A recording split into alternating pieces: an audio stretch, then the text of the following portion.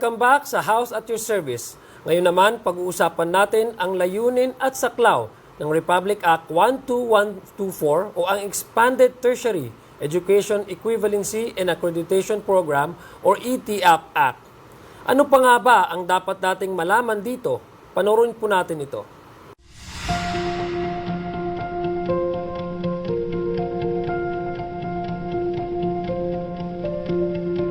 Maraming mga Pilipino ang may kasanayan at karanasan sa trabaho, ngunit hindi nakapagtapos ng kolehiyo. Pero may ilang paraan na maaaring gawin upang makamit ang pangarap na magkaroon ng diploma. Paano nga ba mapapasakamay ang inaasam na tagumpay na ito? Para makuha ang inaasam na college degree, inilunsad sa pamamagitan ng Executive Order 330 ang ETAP o Expanded Tertiary Education Equivalency and Accreditation Program noong May 10, 1996 na nilagdaan mismo ni dating Pangulong Fidel V. Ramos. Isang alternatibong programa na nagbibigay pagkakataon sa mga Pilipinong naghahanap buhay pero hindi pa nakapagtapos ng kolehiyo para magpatuloy ang pag-aaral at makatapos ng kurso habang nagtatrabaho. Dito, pwedeng magamit kapalit ng unit o credit ng mga subject kapag sila'y may karanasan sa trabaho na may kaugnayan sa kursong kinukuha na hindi bababa sa 5 taon. Mas maraming kasanayan at pagsasanay, mas maraming credit ang makukuha para agad na makamit ang college diploma at mabigyan ng mas magandang oportunidad. Milyong-milyong Pilipino ang nakinabang dito, tulad ng mag-asawang Janice Castro at Christian Solomon, na nabigyan ng pagkakataong makagraduate batay sa kanilang matagal na karanasan sa trabaho.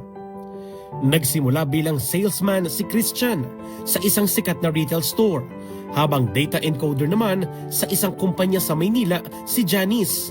Sumubok din na mag-asawa na magtrabaho sa Ley, Papua New Guinea. Pero kahit nagtatrabaho si Janice doon, nananatili pa rin ang pangarap niyang makapagtapos. Doon niya nadiskubre ang ETAP o Expanded Tertiary Education Equivalency and Accreditation Program. I discovered yung Facebook group about it, yung ETAP group. And then nandun lahat, pati yung mga coordinators ng courses, ganyan. So, yun, nag-research ako ng school ulit and kung ano yung mga course and wanted to graduate from college kasi sayang naman, di ba? But then, at that time, hindi pa ganun ka yung ETAP. So, parang I think onting schools pa lang yung nag-offer. So, I tried inquiring sa PUP and IRIS. Iniudyok din niya ang kanyang asawa na sumubok sa programa. Lagi niya na talaga akong pinupush na tapusin ko nga yung school. No? Before, hindi naman ako interested to go through that school thing because I am already, hindi naman sa nagbubuhat ako ng bangko, no? I am already having the role of a manager of, mga ka-level ko na yung mga graduate already.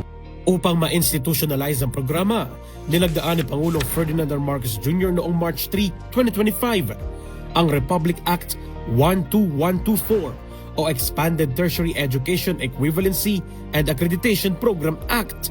Panahon ng pandemya, napagdesisyonan nilang mag-enroll sa ilalim ng programa at pagsapit ng 2022, nakapagtapos sila sa kursong BSBA Major in Operations and Supply Chain Management sa Our Lady of Fatima University, isang kursong tugma sa kanilang profesional na karanasan. Bagamat matagal na silang nakaposisyon bilang manager dahil sa taon-taong karanasan, aminado silang malaki ang naitulong ng ETAP sa kanilang karera at pag-unlad bilang profesional. Mas naging credible ako in the market kasi yung trabaho ko, operations manager ako eh. So, syempre, kung may diploma ka ng operations management, that nagko-complement siya. Mas naging confident ako, naging competitive ako sa kapwa nating Pinoy. Ayon sa The Philippine Gazette Bureau of Communication Services, mula 1999 hanggang Oktubre 2024, Ang ETIAP ay nakapagtapos ng mahigit 40,000 Pilipino simula nang ipatupad ito sa ilalim ng Executive Order 330. Aminado silang mahirap ang kanilang pinagdaanan sa ilalim ng programa. Sa kabila nito, sa bawat hakbang na kanilang tinahak, ramdam nila ang kanilang tagumpay. Actually, it's not a shortcut. They require at least 5 years of working experience.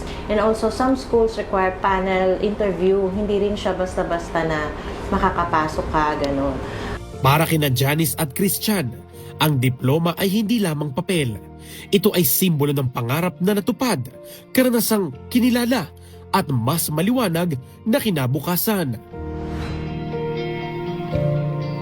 At ito na nga, Kong Zia, pirmado na noong March 3, 2025 ni Pangulong Ferdinand R. Marcos Jr. ang Republic Act 12124 or ang Expanded Tertiary Education Equivalency and Accreditation Program Act.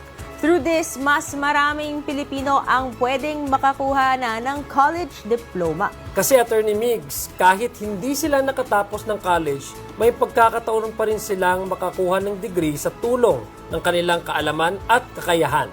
Sino ba ang makikinabang? Yan ang Working Professionals, College Undergraduates, Technical Vocational Education and Training o TVET graduates at OFWs na may malawak na experience sa trabaho. At bakit nga ba mahalaga ito? Syempre, dahil binubuksan nito ang mas maraming oportunidad para sa education at mas magandang career para sa ating taong bayan. Pinapadali nito ang pag-abot ng mga pangarap at pinapakita din nito na hindi hadlang ang edad or ang sitwasyon para makapagtapos ng kolehiyo.